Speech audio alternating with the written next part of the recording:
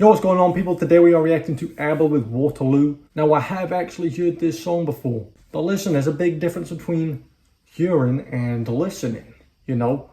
I could hear you talking to me, but not really be taking in anything you're saying. So, it's important that we really listen to this, not just hear it, you know? Listen, there was a show in the UK, I think it's actually been recreated, called Waterloo Road.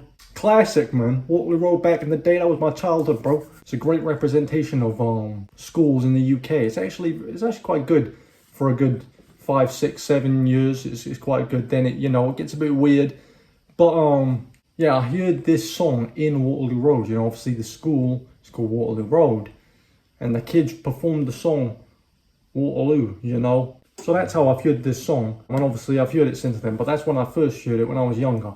I probably shouldn't have been watching Waterloo Road as a child, you know, but it was a great show. Without further ado, let's get right into the reaction. ABBA, Waterloo.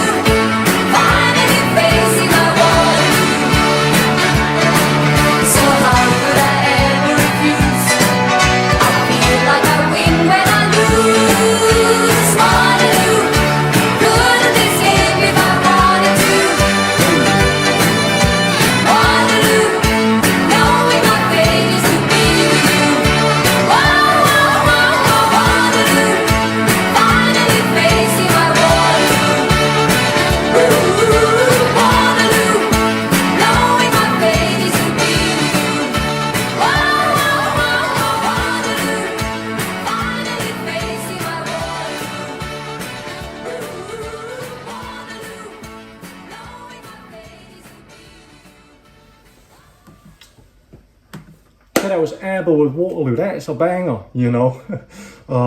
Listen, this UK heat is doing my head in though, I must say.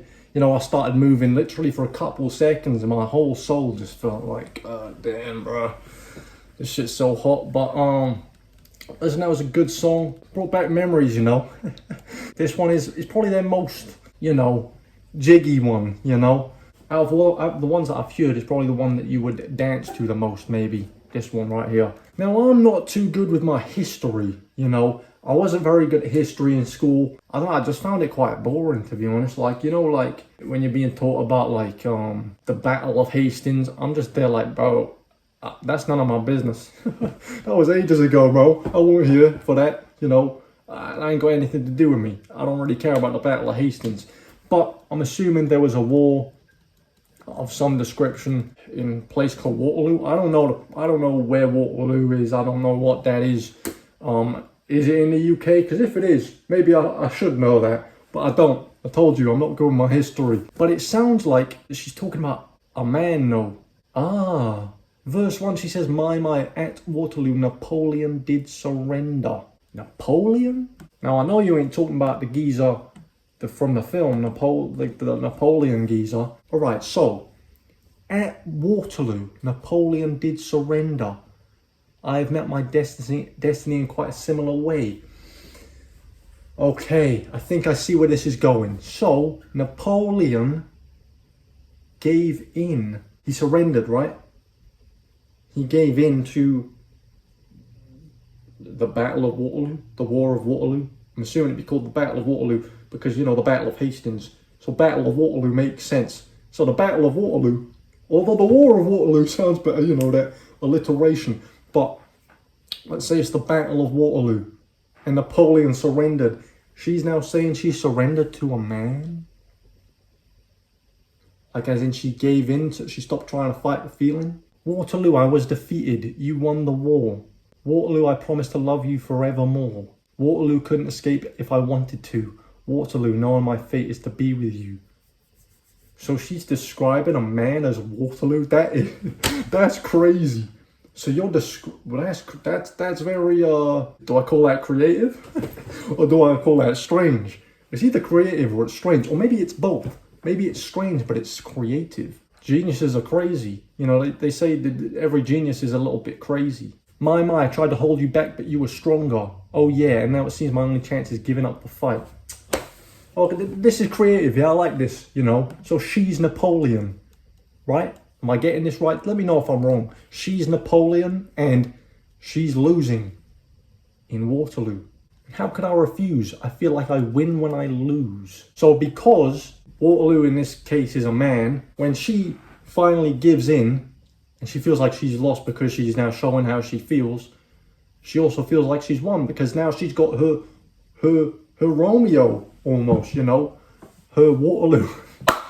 Her Waterloo's crazy. This is how it is, you know. You try and deny your feelings for someone, but you can't because this is the thing with everything. If you try and act like something is not hurting you or you don't care about something, it's gonna the feelings are gonna fester inside and they're just gonna stay there and they're gonna come out in some destructive way that you regret, you know.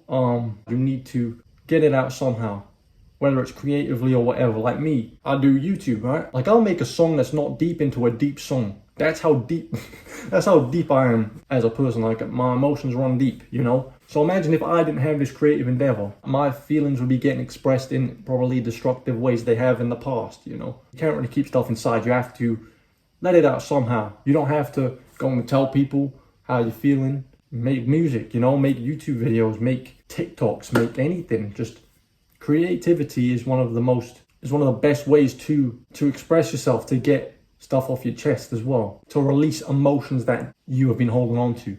So if you're not telling someone how you feel about them romantically, that's not just gonna go. It's gonna be something you're gonna feel like, you know, when something's not right, you're going to feel like you want to fix it. That's why people are kind of attracted to challenges, not easy things.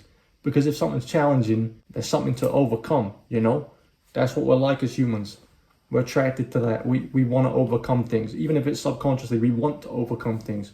We want things to be good. We want things to be peaceful. But when something's got a bit of a challenge to it, do you ever notice like, oh, you can be attracted to like toxic things, for example. You could be attracted to someone who you've had difficulties with in the past because there's something to fix there. You feel like there's something to fix. There's something to overcome. So that's why you need to get stuff out of your system. You really do.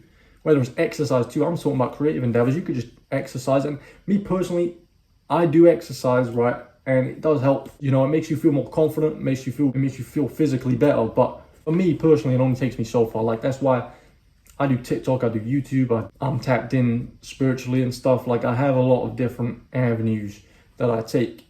But yeah, this is a good song, a very creative song actually. You know, at first I thought it's a bit, you're comparing them to Waterloo, but as I continued like understanding, I was like, okay, you know what? This is very creative actually. The way they put this together, the way they've described it, it's very creative.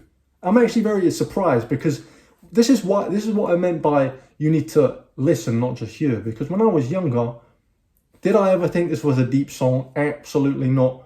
Listen, I thought Waterloo was like a train station or something, or just a place called Waterloo, and they were just singing about Waterloo. I wasn't listening to what they were saying whatsoever. You know, when those kids in Waterloo Road were singing on the stage, do you think I was like, oh yeah, they're talking about the Battle of Waterloo and Napoleon and them, man? I'm just enjoying the show. I'm just enjoying the show, bro. But yeah, man, if you enjoyed this reaction, please like, subscribe, comment down below what you want me to react to next, and see you next time. Goodbye.